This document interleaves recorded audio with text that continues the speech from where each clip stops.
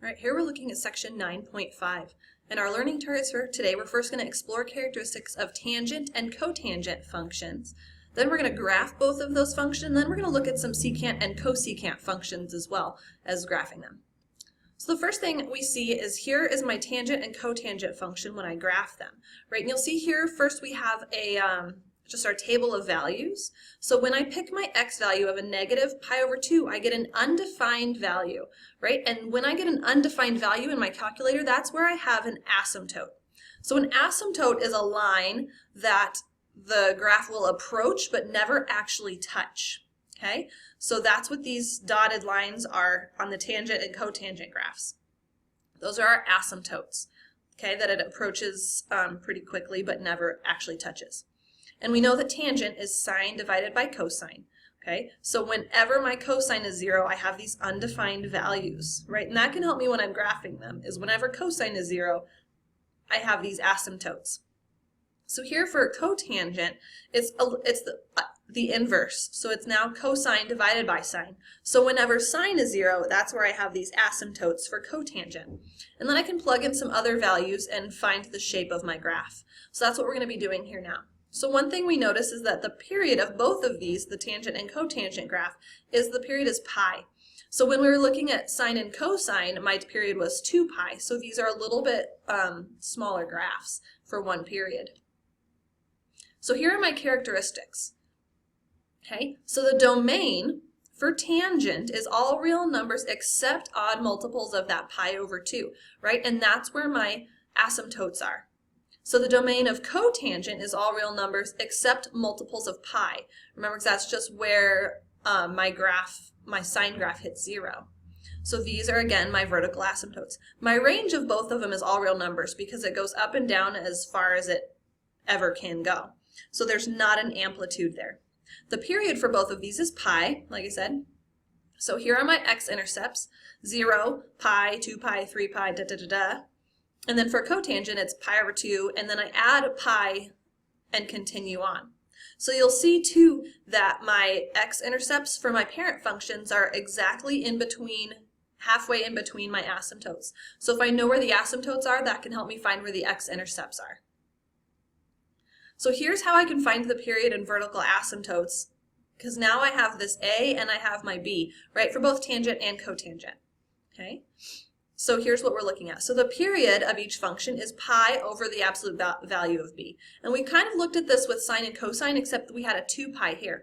Well, and we had the 2 pi because the original parent function had the period of 2 pi. So here, since I know tangent and cotangent have a normal period of pi, I divide that by the absolute value of b to find the period of my new graph.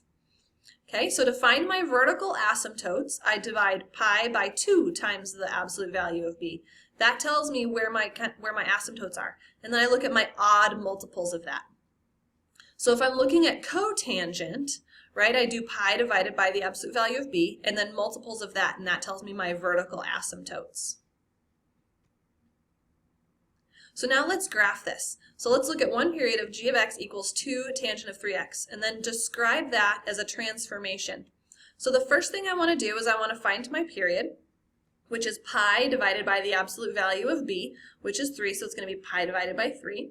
So I know my intercept is going to be at 0, 0, so then I can find my asymptotes, right? And I know since we're dealing with asymptotes, I'm going to have this pi divided by 2 times the absolute value of b, which is going to be pi over 6, and then negative pi over 6.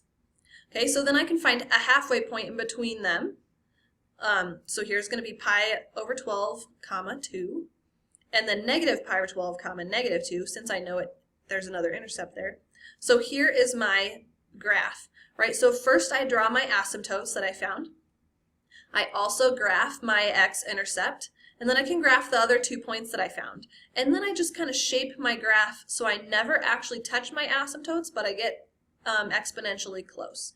So there's my graph, and that's one period of this graph. If I was asked to do 2 periods, I could just continue that on and continue it on both sides. So now we're going to be graphing one period of g of x equals cotangent of 1/2 x, and then look at the transformation. Okay, so a is 1, b is 1/2, so here's my period is going to be pi over the absolute value of b, and I know that because it's a cotangent function. So my period is going to be 2 pi.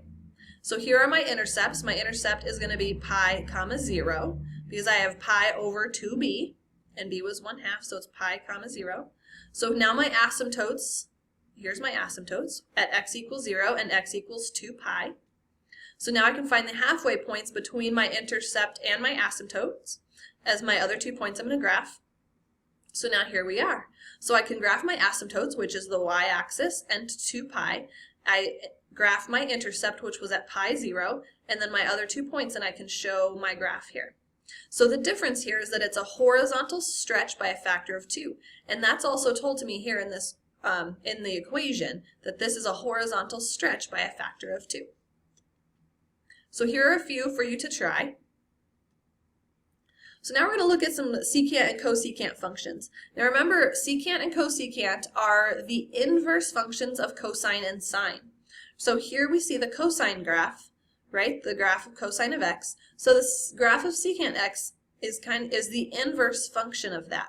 So you see wherever cosine had a minimum value, your secant graph has a maximum value. Here's the graph for sine of x, right? Again, it's my sinusoidal curve. We just see that. And again, my cosecant of x kind of follows along that.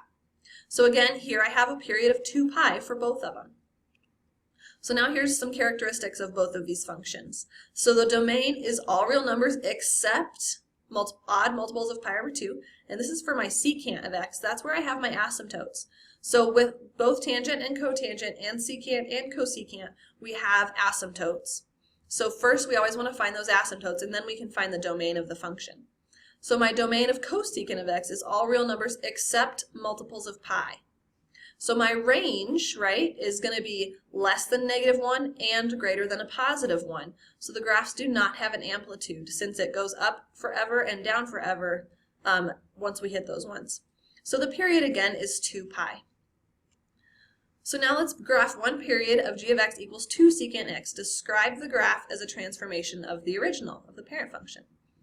So first I'm going to graph 2 cosine x, because cosine is the inverse of secant.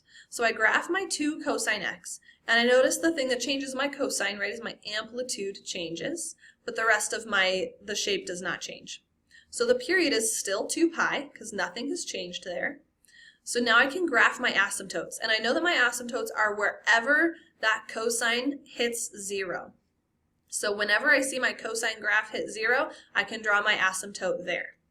Okay, so now I can plot points on G, such as 0, 2, right? So my maximum and my minimum that I had on my cosine graph, and then I use the asymptotes to help me kind of sketch the curve. Okay, so what I notice is that G is a vertical stretch by a factor of 2 of the graph of x.